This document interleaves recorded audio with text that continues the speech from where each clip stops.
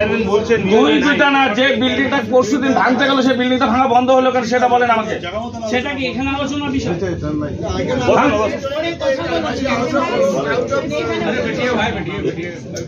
এমআইসিতে বলবে কাজ হচ্ছে আচ্ছা এখন কলিং ঠিক করছেন না, বেশি বাড়াবাড়ি হচ্ছে। আচ্ছা বাড়াবাড়ি হচ্ছে কি করবেন? বেশি বাড়াবাড়ি মারবেন মারবেন আপনি আপনাকে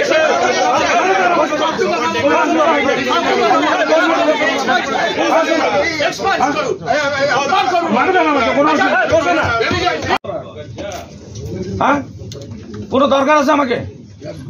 আমার ওয়ার্ডে কেন এই ধরনের কাজ হচ্ছে? তাহলে আমি কি দোষ করছে? না আমার এটা দোষ যে আমি দিলীপ বর্মন। কোনটা তো বলবেন তো আপনারা। চেয়ারম্যানের উপরে তো কথা বলা যায় না। হ্যাঁ আরে চেয়ারম্যান তোমার ওয়ার্ডে তুমি যাই সামলাও, আমার ওয়ার্ড থেকে আমাকে বুঝতে দাও।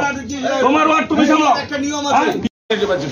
আমিও বুঝে নেব। ধমকি দেখা গেল, হ্যাঁ ধমকি দেওয়ার মতো একটি দেখা। আমাকে ধমকি দিছে কি আছে? আমি দিলীপ বর্মন রাজবংশীদের নিয়ে যত বড় খেলা করতেছে না, আমি ওইটা বুঝে নেবো। রাজবংশীদের সঙ্গে কিরকম ছেলে খেলা হচ্ছে আমি ওইটা বুঝবো এবার।